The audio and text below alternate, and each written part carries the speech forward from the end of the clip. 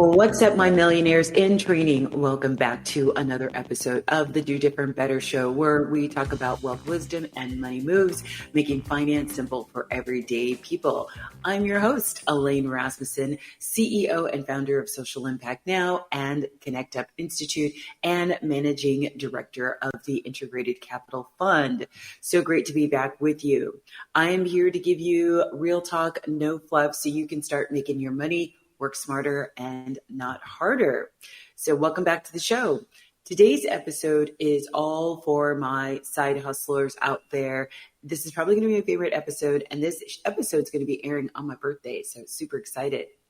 Those of you who are grinding nights and weekends, running businesses from your laptop, your kitchen table, or even between shifts from your 9-to-5 job, you're out there making it happen. But let's be real. It's time to start thinking long term. You don't just want to be a side hustle, or maybe you do, but this is for folks who don't. Now we want to turn this into full-time wealth building, legacy building business. That's what we're going to dive into today. And the first step is really about laying a foundation so that you can scale it sustainably. Now, here's a fun fact. Did you know that nearly 40% of Americans have some kind of side hustle, yet only 15% turn it into a full-time business? We're here to talk about the 15% Success Club. So I want you to grab your notebook, because today we're going to get into the real work of transforming your side hustle into a thriving full-time business. So let's go. So the first thing that we really got to do, and this sometimes is the part that is probably skipped over the most when I work with entrepreneurs in our accelerator at Connect Up Institute, or even when I'm out and about, I'm speaking at different events around the country. I cannot tell you how often enough people do not start with the fundamentals. We talk about people maybe who have natural ability in sports and they get to a certain level, and then they've got to go back to the fundamentals because they never learned them. Well, we're going to be talking about those because at some point or another, you're going to have to answer some very basic questions that maybe just you were an accidental entrepreneur and you tripped into your current business, but there does come a time where you've got to think about the actual structure of the business, because the structure of the business is what's going to tell you how it's going to grow. So the first thing is, what is the end game? I like to ask founders, what does success even look like? And why are you doing this? For what purpose? Is it, hey, I'm just trying to make some money to be able to pay off student loans? Or is it, no, I actually want to take this into a full-time business and leave it to my children? Those are very different businesses, even though the industry that the business is in might be the same. Both people may be creative graphic artists or content creators, but they have different end games. So what they put into it needs to be determined by what is the outcome that you're looking for.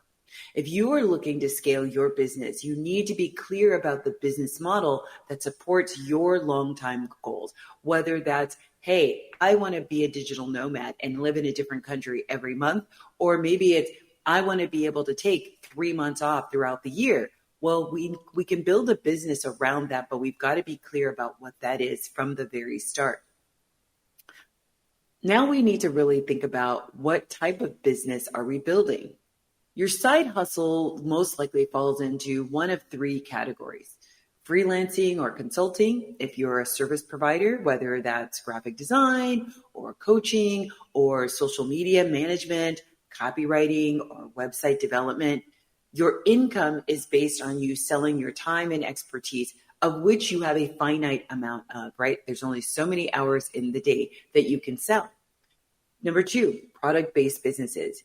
Maybe you sell handmade jewelry, print-on-demand apparel, digital downloads, or physical products through some kind of e-commerce. And third is a service-based business with passive income potential. This is where you take your skills and scale them, like turning your consulting into an online course or a membership program or selling templates or other resources. That is something that's become really common in the last, I'd say probably decade, particularly with the growth and pervasiveness of social media. But each one of these businesses requires a different strategy to grow.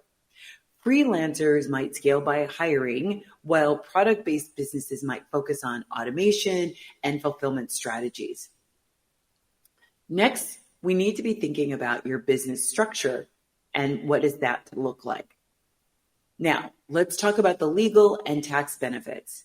I know, this isn't the sexy part, but it's really essential if you want to get serious about your business.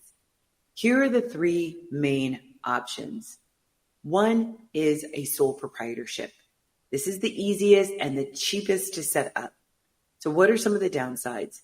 You and your business are legally the same, which means a personal liability if anything goes wrong.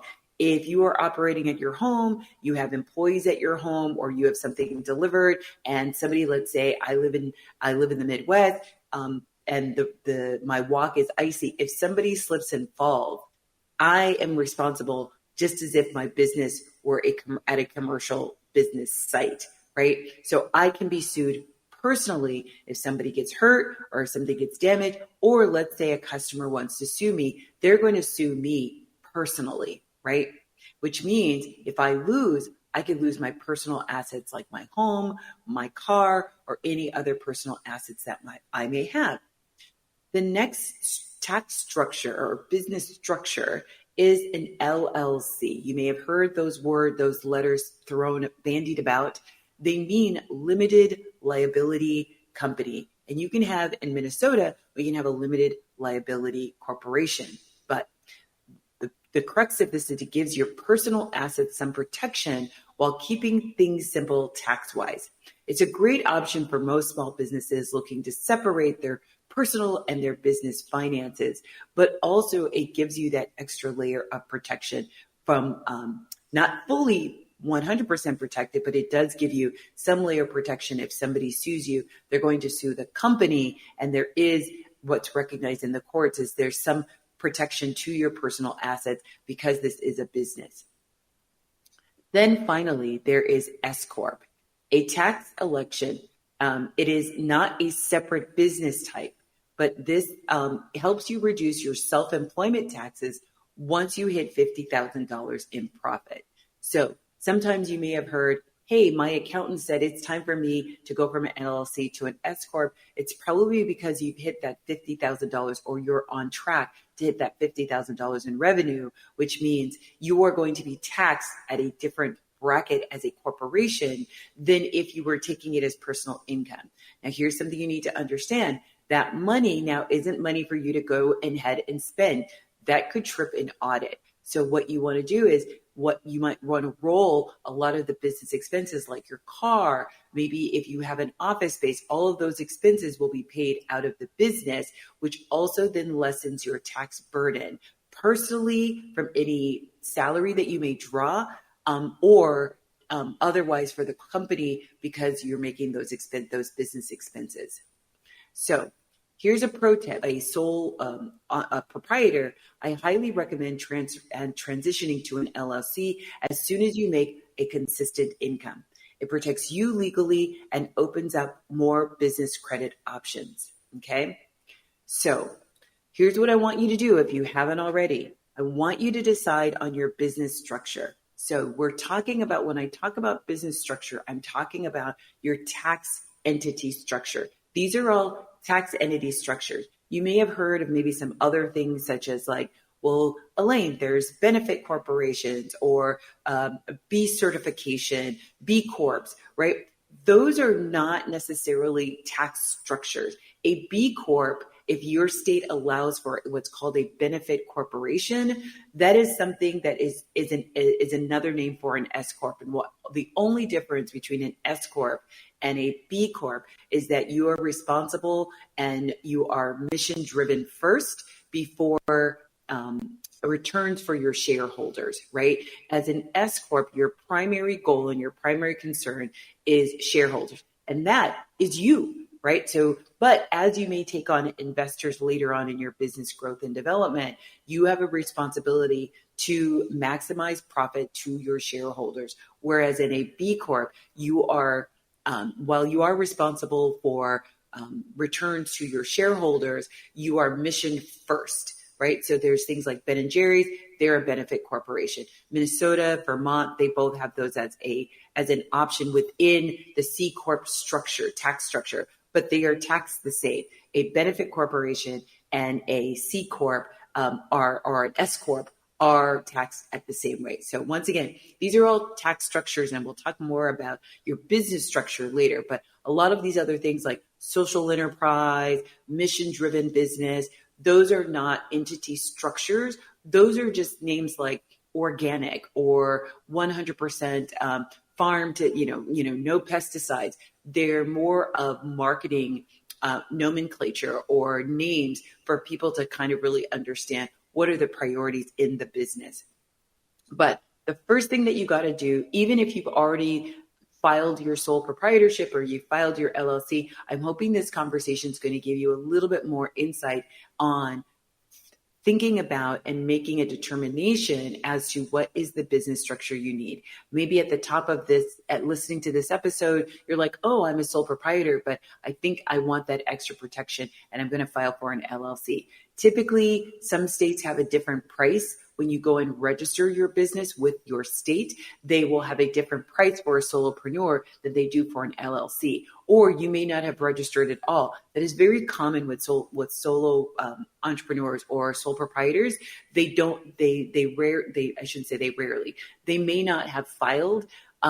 However, once you go to an LLC, you definitely want to file with your state. And there's another reason for that. There are a lot of state programs that could be available to support you, whether your business is full-time or it's a side hustle, but they require you to be registered with your state so that they can know that you're actually a full-blown and legitimate business. But if you don't have an LLC, research your state's process to file for one. It's actually really easier than you think. Here in Minnesota, you literally go up on a website. It literally, I think, for an LLC, it costs $150. You do the whole thing online. But what you will need to do is you'll need to file, you need to add to your filing your articles of incorporation and your articles of agreement if you have a partnership.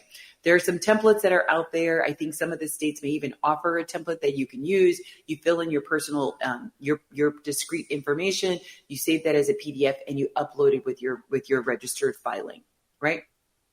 So now we're going to get into the final part of this segment. Now that you've nailed down what kind of business you're building, let's talk money. If you're serious about making this your full-time gig, you need to treat your side hustle like a business and not a hobby. So the first thing is open up a business account. I cannot tell you how many businesses are like, oh, I have my business money and my other money commingled. This is non-negotiable. If you are still mixing your personal funds and your business funds, please, please, please, please, please stop. Not only is this a bookkeeping nightmare, but it can create a legal and tax issue for you later. It might even put you, give you higher sensitivity to potentially be audited. So open up a separate bank account, run all of your business and your business expenses and your business revenue through that bank account.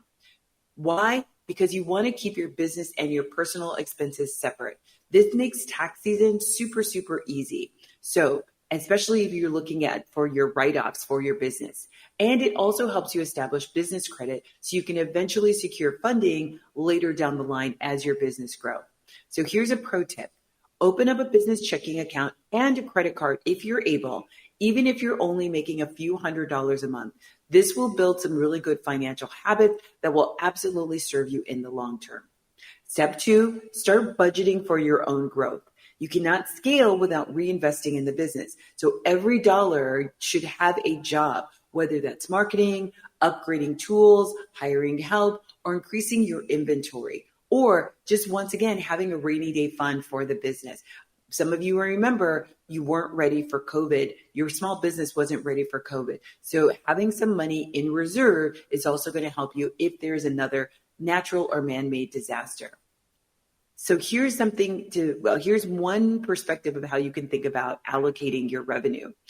50% gets reinvested into some kind of infrastructure of the business, whether that's a customer relationship management system, it's a marketing, something for marketing, your inventory, or even your own education. 30% should go to taxes. Don't get caught slipping when the tax season comes. You want to be able to have that money ready to go because you're going to be taxed at a different rate than what you may be familiar with your personal taxes. And then 20% goes to your personal take-home pay until you can scale the business a little bit further. So once again, here's your pro tip. If you're not making at least 3 times what your 9-to-5 pays per month, you should still keep some side hustle funds in reserve to cover the slow months in your business. And then step 3, pricing for profitability. I always ask this when I go and speak, especially when I'm speaking in front of women groups. Are you charging are you charging enough? And here's some math that you can do to help you think about that. Your price should cover your time and your labor, particularly if you're a service-based business, your cost of goods or expenses if you sell a product, and your taxes and your profit margin. Because remember, you are here to build wealth, not just get by. Otherwise, what's the point? And your pricing formula, here's a pricing formula for service-based businesses. Take your monthly revenue goal, let's say it's $10,000, divided by billable hours per month. Let's say you have 80 billable hours in the month.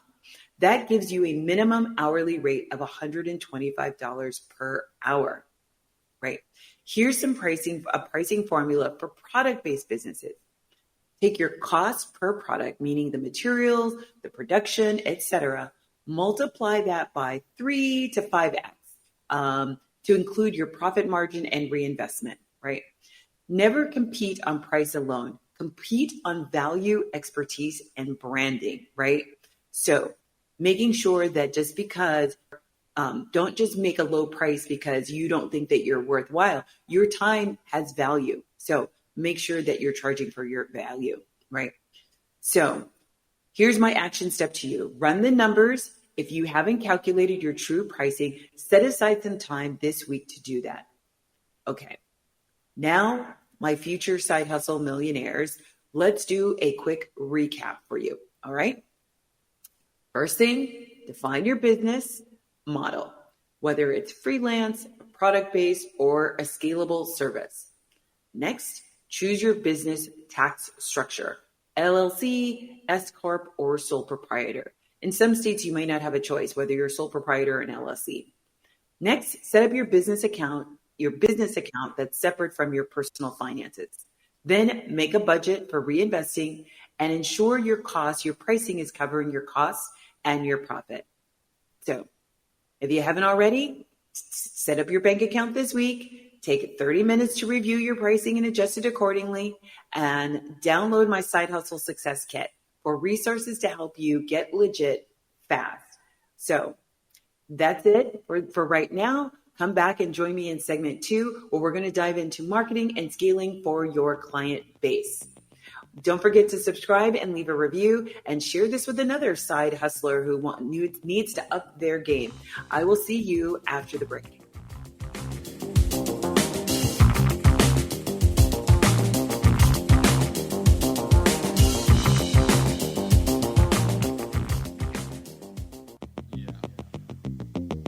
What's up, my future moguls? Welcome back to the Do.Different.Better Show. If you're just tuning in, we're diving in deep into how to scale your side hustle with a full-time job that is built to build your wealth.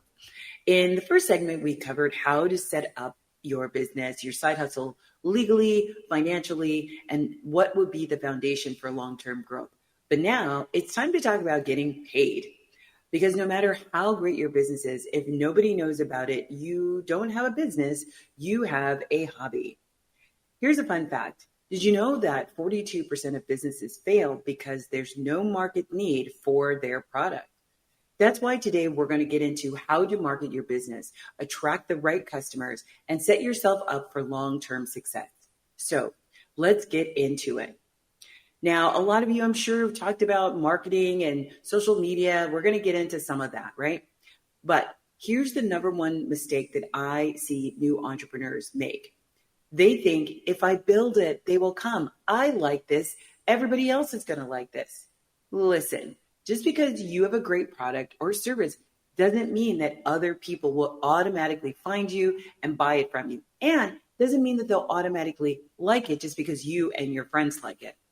That's where marketing comes in, and particularly marketing research. Okay. I know research, you're like, I don't want to go back to school, but it is super important. It is super important and can allow you to not make some really costly mistakes if you do your research correctly, right? You maybe have heard the old adage, measure twice, cut once. This is the same kind of thing. If you do some research up front, it could save you hundreds, if not thousands of money and actually get you to some really good revenue relatively quickly. So a little bit of investment on doing a little bit of research is actually going to go a very long way. So the first step though is like identifying who your customer is. Ask yourself these questions. Who is my target audience? How old are they? What is their gender? What's their income? Where do they live? What are their interests? Where do they shop? Where do they spend their time? Do they spend it on Instagram? Do they spend it on TikTok? Do they spend it on LinkedIn? Are they on YouTube? What problems are they trying to solve? Not you. What are they trying to solve? And how does your product or service make their life better? So here's an example. If you're selling luxury skincare products, your audience is likely on Instagram and Pinterest, and they care about the ingredients, self-care, and beauty trends.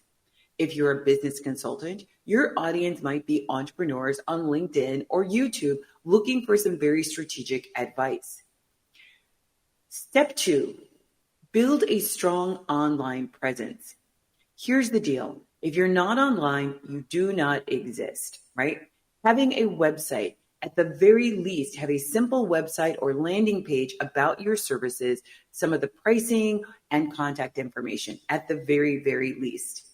If you have the ability to be on social media, choose one or two platforms where your customers are. And this is the key part, where your customers are. I remember I learned when I was working in the philanthropic sector, if my audience was nonprofit organizations. So once again, being on Instagram may not make sense because that's not where they're looking for somebody who's providing the services that I was providing for the organization I work for. But the other thing is to post consistently. And when I say post consistently, I'm not talking about every day. If you're only posting once a week, that's fine. Make it consistently once a week so that people can be looking for that content. You have to remember there is a cycle. It's called like, know, trust. They might like you, but they want to get to know you. And so through your social media or through your website, those might be mechanisms that they use to be able to get to know you. And then the knowing you gets to trusting you. And then that's when they make the decision to buy. So, here's one thing, social media is great, but your email list is where the real money lies. Start collecting emails now so you have a direct access to your audience, meaning that's where you put that contact page on your website. Maybe you have a link tree on your social media. Maybe you offer a free one-pager, but you want to start collecting emails so that you can start directly contacting them about the products or services that you have available. And if there's any discounts or news or information, or maybe you're putting on an event, or maybe you're going to be speaking at an event, it gives you a direct line of communication to those folks to have them like, know, and trust you. So there's great tools out there that have a wide range of tools that you can use. There's ConvertKit, there's MailChimp, and you can even set them up to do automated emails. They have SMS text services. They also you can build a one-page website on there. You can build some more complicated. You can have a store. These online platforms do such a great job. I remember when MailChimp came out years ago, all they did was a email delivery service. Now they've grown by offering so many different services. And they're not the only ones. There are lots of other services that are out there. Now let's talk about going beyond word of mouth. Maybe you are in your place of worship, people buy from you, but how do you get out of that, just that word of mouth? And don't get me wrong, word of mouth is wonderful. It's amazing.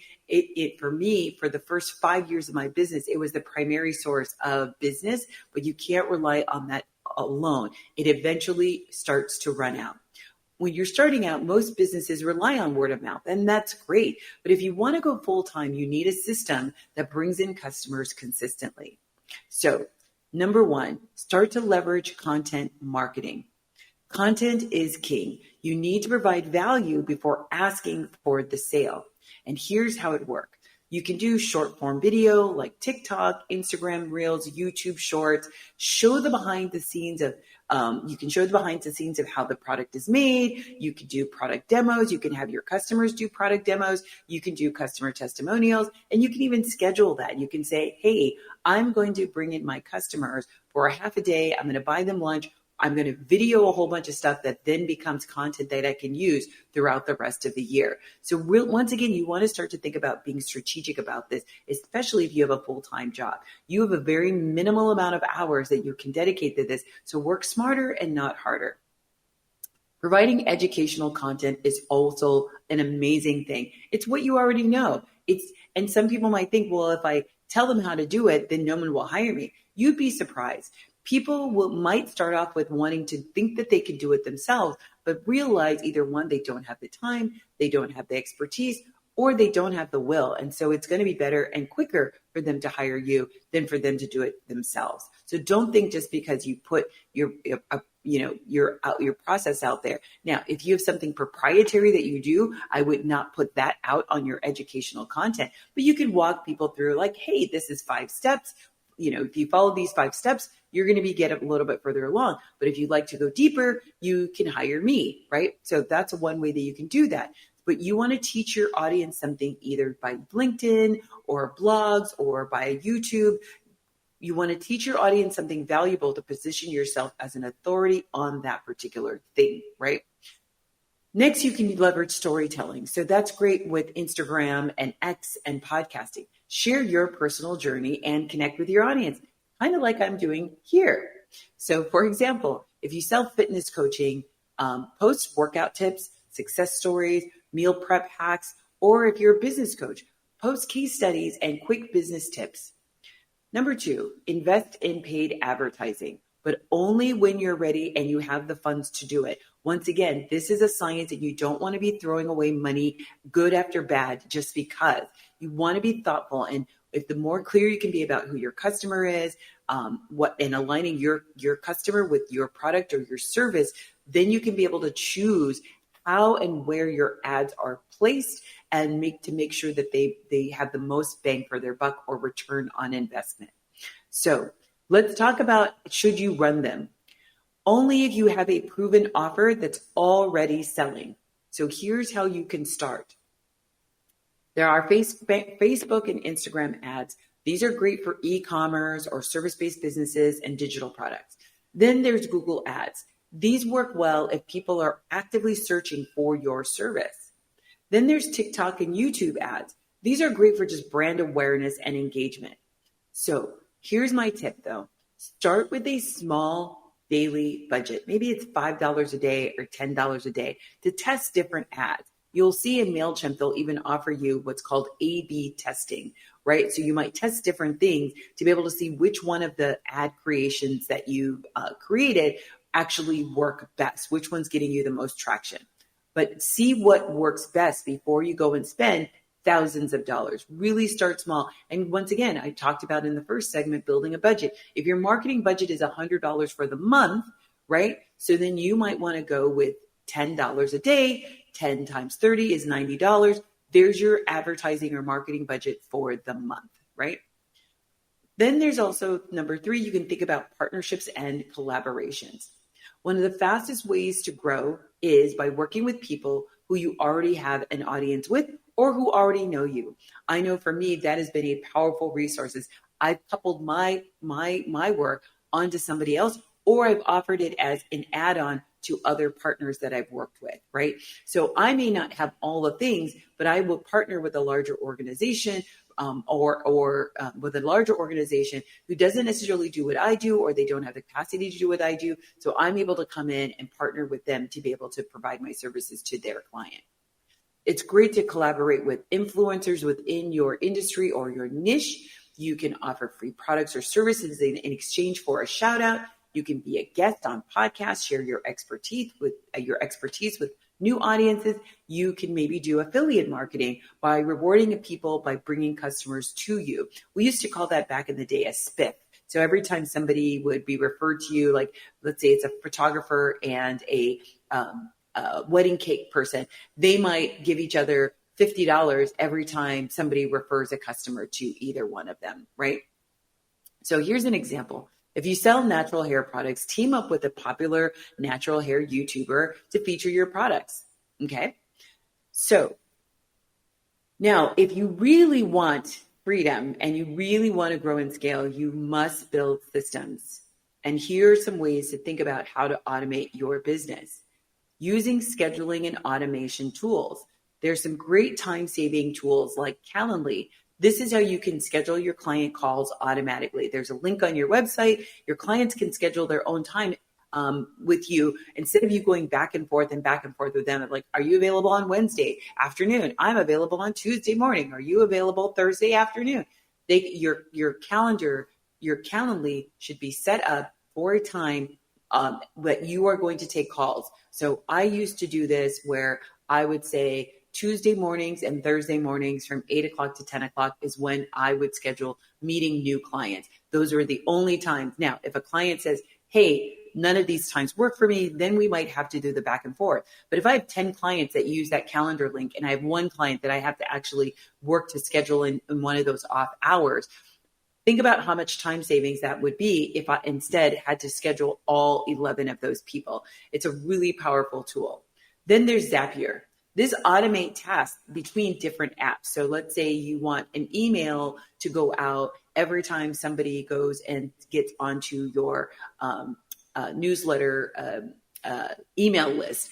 You can have an automatic email that gets sent to them. And so a Zap can maybe make that connection between one platform and another platform to create some workflows across your platform. So you're not managing those tasks manually. Then there's Shopify and WooCommerce for automating sales and order processing. And those platforms do great with data analysis. They can tell you, hey, you're getting most of your sales on Wednesday afternoon. So that might tell you might need to run a sale on Tuesdays because Tuesdays is the day that you have the lowest amount of sales or the lowest amount of traction. So these are, once you start to systematize, you can get lots of information very, very quickly that actually help you grow the business, even while you're working in a full-time job. So once you're consistently making money, how can you make more without working more? This is where you can start to create digital products like ebooks, templates, courses. Maybe you start a membership or subscription service. There's lots of great platforms for that. Maybe you license your content or intellectual property. That's something that I've practiced. So I've gotten some content that I've created about helping people build culture within their organization. I don't want to necessarily build another consulting business around that particular topic. So I work with other businesses that do that work, and they license my content on my toolkits on an annual basis to be able to have access to it. And then that way I'm getting recurring revenue without me even having to do anything. All I may do is once a year go in and update that content, make sure it's meaningful and relevant based on the current external climate. And then I re-release it to them. And when they go to re-up their contract with me. But here's another concrete example. If you're a graphic designer, you can sell Canva templates. If you're a career coach, you can offer a monthly membership for job speakers where you say, hey, every Saturday between 9 and 11:30, I'm going to do open office hours and you can ask me anything. As opposed to them coming to you and getting maybe your hourly rate, a whole group of people can get the benefit of your expertise by being a membership and being able to attend this Ask Me Anything office hours. So here's what I would say. Start with one passive income stream and then scale from there. So here are some final takeaways for my future side hustle millionaires. Let's recap what we've covered. So 1, I need you to know your audience and your market for your business so that you can really know who they are and where they are and how to reach them. 2, use content marketing to attract customers without constantly selling. Next, leverage collaborations and partnerships to scale faster, and then automate your systems to free up your time for your business growth. And lastly, build passive income streams so that you can prevent burning out. So here's what I want you to do. I want you to choose one marketing strategy to focus on this month. Maybe it's TikTok, maybe it's YouTube, whatever it is, pick one and start to really create a strategy around it. Set up an email list and start collecting subscribers. And then I want you to start tracking your most profitable marketing channels and double down on what works. In this last segment, we're going to break down how to fully transition from your side hustle to a full-time business without going broke in the process. Don't forget to subscribe and leave a review and share this episode with another side hustler who needs to up their game. You're listening to Do Different Better. I'm your host, Elaine Rasmussen, and I will see you after the break.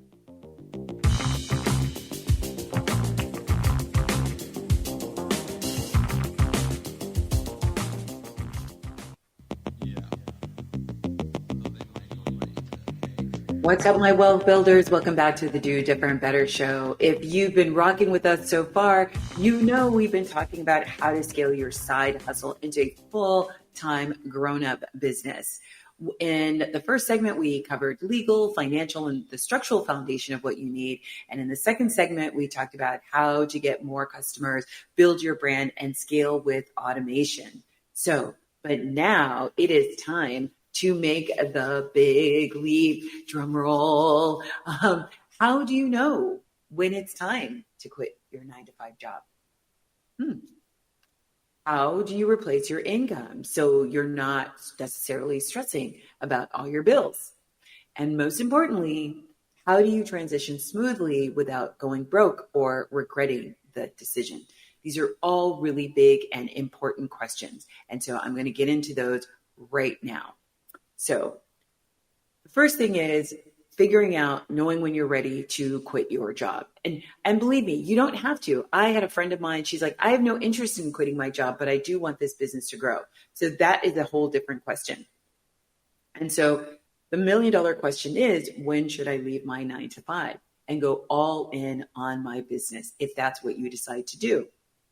Most people often quit way too early, before they even have a financial cushion, before they have systems in place, or even a steady flow of revenue from their customers or sales. So here are 3 signs that you're ready to leave. And I'm going to hold you to these, okay? 1, your side hustle income covers at least 70 to 80% of your living expenses. If your business is generating consistent revenue, it's a good sign that you're ready to either start thinking about the transition and maybe possibly make that final leap. It doesn't have to be 100% yet, but if you can get to at least cover your rent, your utilities, your groceries, and your health insurance, you're on super, super solid ground, right? Number 2, you have 6 to 12 months of emergency savings. The first year of full-time entrepreneurship is really unpredictable. You might have some slow months, you might have some unexpected expenses, or it's the time that you've got to really scale and reinvest back into the business, which means you can't draw on income. Make sure you have at least 6 months, but ideally 12 months of savings before making the leap so you can weather any of those storms. At least better. Number 3, your business is growing faster than your 9-to-5 can handle. If you're turning down clients, struggling to keep up with the demand, or seeing a consistent growth month over month over month, and you'll be able to see that because your systems are going to tell you, it's a sign that your side hustle needs more of your time. So here's an example. Let's say you're making $4,000 a month at your full-time job, and your business is now pulling in $3,000 or more consistently for 6 months. That's a strong indicator you're ready for your transition, okay? But before quitting, calculate your monthly expenses and compare them to your side hustle income. If you need to, go listen to one of my episodes on budgeting. If you're not at 70%, make a plan to bridge the gap, or you're going to reduce your expenses, right? And I've done an episode on that too. So here's the reality check. Running a business means your income is going to fluctuate. Some months are going to be amazing, and others will be slower than you expect. One of the things that I've noticed in my consulting business is the summers are a lot slower, and I'd say July and December are a lot slower. So that's why you need a cushion, right? So what I have to do is I have to make up enough money in my revenue in the other months so that when July and December come, I am able to weather those storms of those revenue decreases.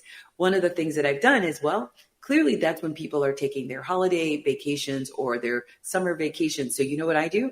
I go on vacation too. I close my business for the month of July and I close my business for the month of December, at least to the public. I'm usually still working. Maybe I'm working on improving some systems, but I also do go away for at least a week in each one of those months. That's my vacation time. It's scheduled in. All my staff know it. All my clients know it. And so I schedule my work around that. I tell my clients in April and May, we're closed in July. We are going to be making sure that all of your deliverables are done before the end of June so that we can go in, me and my staff can go into July, not worrying about any work product that has to be done. And there's usually always one client that we've got to work on, but one client's very different than having a full load. So that gives us an opportunity to take some breathing time. It gives us an opportunity to actually work on systems or processes that are failing in the business, but also it's a great time for us to take break, but also it's a great time for us to do some team building. So that's when we do that. But here's how you can protect yourself financially before you actually quit your job. So number one, keep your 9 to 5 until you have a strong revenue stream. If you can, keep your job while building your business so you have that steady income, reliable income. Work nights and weekends and early mornings until your side hustle is generating that steady revenue. Number two, pay off high interest debt. Okay. Before quitting, clear as much debt as possible, especially credit cards or loans. Obviously, if you've got a mortgage, that's not what I'm talking about. But those credit cards or loans with high interest, or if you have a car loan, see if you can pay that off before you have to quit your job, before you decide to quit your job. The less you owe, the less stress you're going to have when you decide that you're going to go full time, right? Number three, set up a business cushion fund. So you've got your emergency fund, but you also want your business cushion fund. Open a separate bank account and save 3 to 6 months of business expenses in advance. This fund will cover things like marketing, software, and unexpected expenses that you don't want to dip into your personal savings. And if you do dip into your personal savings, account for that on your books that you've taken money from your personal savings and invested that into the business, right? One, that can be considered a tax deduction, but also you want to track that because if you decide to take on equity investors later in the business, and we talk about what that means in another episode, all of the investments that you've made in the businesses are accounted for, right? Because you want that number recorded. So here's an example. If your business costs $2,000 a month to run, meaning the website, the marketing, supplies, taxes, you should have at least have $6,000 to $12,000 in your business fund before quitting. And that's in addition to your emergency savings as well. So those are two different things. I just want to make sure I point that out. You've got your business cushion and your personal emergency cushion. So then I want you to do a financial plan. And this is important for you to write it down. You may want to put it on a whiteboard. You may want to put it on a piece of paper that is taped to someplace that you see regularly and often. What is your income target goal, right? And then what is your savings goal and what are your business expenses? You can do that. I recommend doing that on what does it look like month to month? It just makes it a more real number than just giving the total. That can be a little bit daunting and a little bit overwhelming, right? So once you set yourself up financially, it's time to transition smoothly so you don't feel like you're jumping off the cliff without a parachute. So here's how to make the leap without panicking, all right? So first, give yourself a test run. Take a week off of work and live life like a full-time entrepreneur, right? It's going to be able to give you how are you going to manage your time? It's going to help you figure out do I work better in the morning? Do I work better in the evening? Do I work better in doing emails in the morning? But work on your business 8 hours a day and track how much you earned in that day. If you're seeing growth, then perhaps you're on the right track. If you find that you're like, I don't even know how to manage my time, then it's definitely not the time to quit. So 2, give yourself a graceful exit. If you have a good relationship with your boss, do not burn any bridges. Give a 2 to 4 week notice and offer to train your replacement. You never know when you might need a reference or a business connection later with that particular person or your company. Number 2, plan for your health insurance and retirement. When you leave your job, you lose your company benefits, so plan ahead. Look into self-employed health insurance options like healthcare.gov, which is also called the Affordable Care Act, which is also called Obamacare, or private providers. Maybe you want to open up a SEP IRA or solo 401k to continue saving for retirement, or maybe an HSA, health savings account, right? A lot of entrepreneurs forget about taxes, insurance, and retirement and saving. So please, please, please do not let that be you. So here's the action step I want you to do. If you're planning to leave your job in the next 6 to 12 months, create a transition checklist that includes what's your health insurance plan, your retirement savings strategy, and your business budget for the first year, right? And there's lots of toolkits, and I can offer those to you to understand, to be able to help you put those things together. So here's some final takeaways and some next steps. All right, my future side hustle millionaires, let's recap what we've talked about today. So 1, we've talked about know when you're ready to quit your business should cover at least 70% of your expenses before leaving your job. Set up a financial safety net. Have 6 to 12 months of savings and 3 to 6 months of business expenses before taking the full-time leap. Next, transition smoothly. Test run your business. Exit your job gracefully and plan for insurance and retirement. Now, if you're ready to take the next step, don't forget to download my free Quit Your 9-to-5 Transition Checklist. Those are going to be in my bio or on my Instagram or on my YouTube channel, Do.Different.Better. But before you go, don't forget to subscribe to the podcast so you never miss an episode. Please, please, please leave a review. Tell me what your side hustle is doing and how you're growing and what issues are you challenged with. I'll be happy to talk about those on a YouTube episode. Share this episode with another entrepreneur who needs this info. So now that we've covered how to take your side hustle into a full-grown business and to become that multimillionaire, I am going to be so proud of you. You've gotten all the tools. I know you can do this. Until next time, I want you to just stay on track, be focused, and know that I am here to support you. You're listening to Do Different Better. I'm your host, Elaine Rasmussen. I can't wait to see you next time when I show you how to do different better.